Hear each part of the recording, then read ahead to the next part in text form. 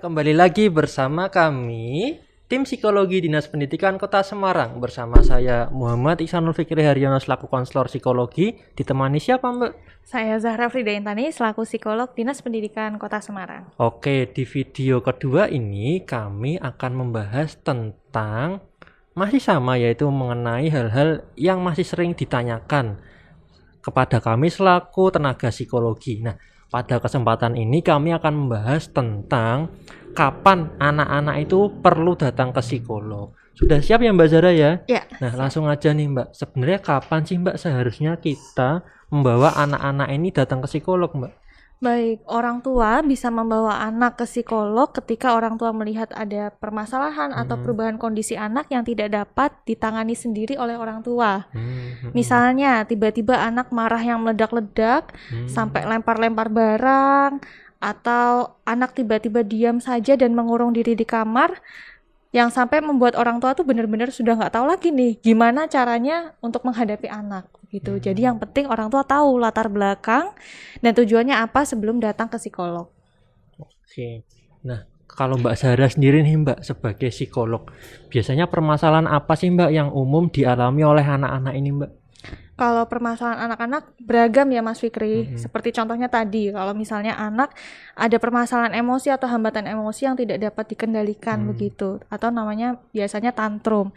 Ada juga permasalahan gangguan perkembangan seperti autisme atau gangguan pemusatan perhatian, hiperaktivitas dan lain sebagainya. Ada juga permasalahan belajar di sekolah, ada juga misalnya nggak mau berangkat sekolah, atau trauma akibat bullying dan lain sebagainya. Jadi sangat beragam. Nah, dari permasalahan-permasalahan tadi nih Mbak, apakah anak-anak itu cukup datang ke psikolog Mbak untuk mengatasi permasalahan tadi? Oke, kalau ini tergantung dari kasusnya. Misalnya tadi yang kasus trauma akibat bullying pada anak ya. Misalnya orang tua melihat kok kayaknya anak saya berubah nih jadi diam, kemudian matanya sembab, nggak mau sekolah dan lain sebagainya. Setelah ditelusuri ternyata ada peristiwa bullying begitu di sekolah. Nanti orang tua bisa membawa anak ke psikolog, kemudian nanti anak akan mendapatkan pemeriksaan, melihat gambaran bagaimana situasi saat ini anak, kemudian pengalamannya bagaimana, dan akan diberikan treatment sesuai dengan gambaran anak. Biasanya kalau trauma akibat bullying, yang disasar adalah penguatan konsep dirinya, dibuat lebih percaya diri lagi, kemudian lebih berani untuk mengutarakan apa yang dipikirkan dan dirasakan begitu. Namun apabila gejalanya ini sangat-sangat berat, misalnya tegang sekali sampai konsentrasinya hilang atau pandangannya kosong dan lain sebagainya, psikolog bisa bekerja sama dengan psikiater atau yang kita tahu dokter spesialis kejiwaan begitu ya. Jadi psikiater ini nanti bisa memberikan obat. Jadi terapinya farmakoterapi begitu. Namun Bapak Ibu jangan khawatir kalau misalnya nanti gimana kalau anak saya ketergantungan obat dan lain sebagainya. Yang penting orang tua mengikuti dosis dan juga jadwal obat itu diberikan kapan saja. Insya Allah nanti pasti tetap akan terbaik begitu untuk anak, karena kan yang memberikan memang dokter begitu. Jadi jangan khawatir.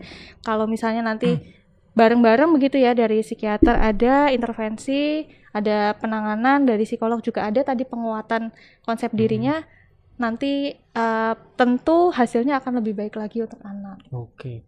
Oh, ternyata juga butuh pihak lain ya Mbak ya. Nah, tadi kan udah ada psikiater nih, misal kalau dalam kasus bullying. Nah, kira-kira orang tua ini bisa menghubungi siapa lagi Mbak selain ke psikiater Mbak ketika anaknya ini mengalami permasalahan, misal masalah perkembangan Mbak? Baik, misalnya orang tua mengamati anak saya sepertinya ada gangguan perkembangan nih, seperti tadi autisme atau gangguan pemusatan perhatian dan lain sebagainya. Nah, ini nanti kolaborasi antara psikolog dengan dokter spesialis anak, konsultan tumbuh kembang.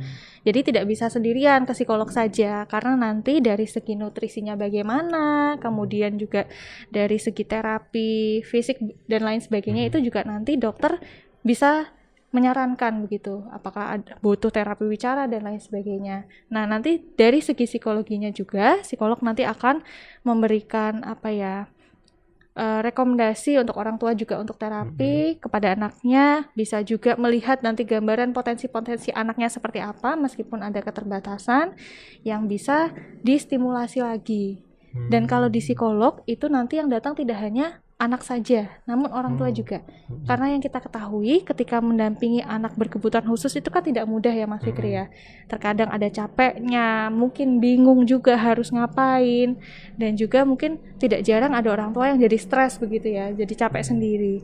Nah nanti psikolog juga bisa memberikan pendampingan untuk orang tua untuk mengelola stresnya, manajemen stresnya bagaimana, dan juga bagaimana sih orang tua agar bisa mendampingi anak yang memiliki kebutuhan khusus begitu.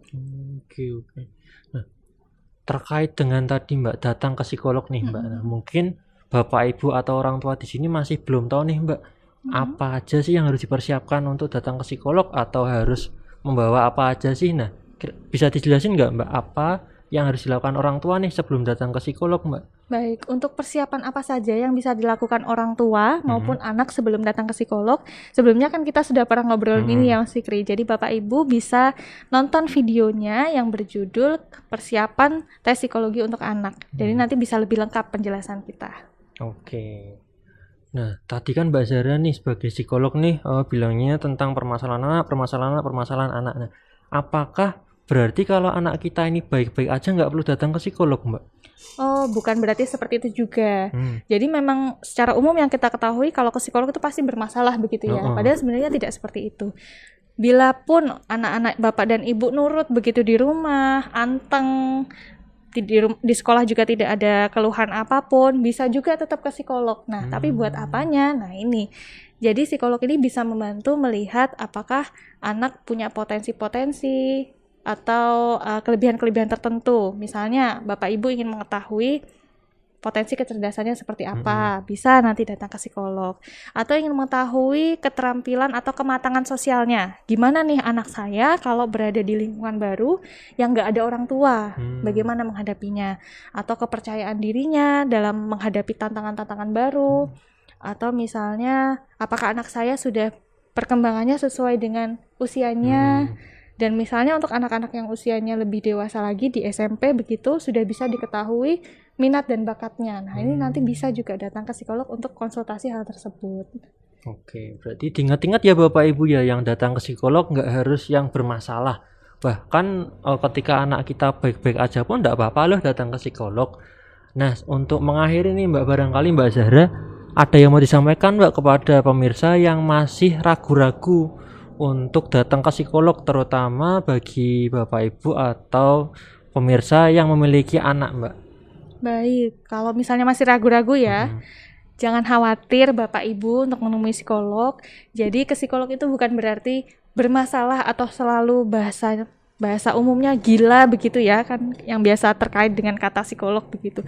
Tapi dengan ke psikolog, Bapak Ibu juga bisa tahu gambaran anak, potensinya, sehingga memudahkan Bapak Ibu untuk nanti mencari stimulasi atau tambahan apa yang bisa diberikan untuk anak agar bisa lebih maksimal begitu potensinya. Dan bila pun nanti misalnya ditemukan, oh ternyata ada permasalahan atau hambatan nih untuk anak saya, semakin cepat diketahui, Bapak dan Ibu juga semakin bisa untuk memberikan treatment yang sesuai dan tepat buat anak, sehingga tidak berlarut-larut begitu permasalahannya. Jadi jangan khawatir Bapak Ibu untuk datang ke psikolog. Oke, makasih ya Mbak Zara. Ternyata infonya banyak sekali dan ternyata wow, cukup panjang ya Mbak ya penjelasannya ya Mbak ya.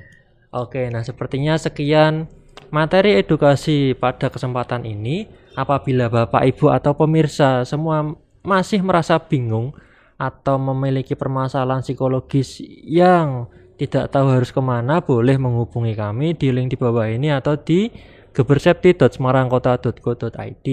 Kami akan kembali lagi dengan episode dan pembahasan yang berbeda lagi. Dan sekian dari kami. Saya Muhammad Iqbal Fikri Haryono selaku konselor psikologi dan saya Zahra Frida Intani selaku psikolog. Oke, kami dari Dinas Pendidikan mengucapkan terima kasih dan salam sehat, bahagia, hebat. Dadah. Terima kasih, dadah. Terima kasih.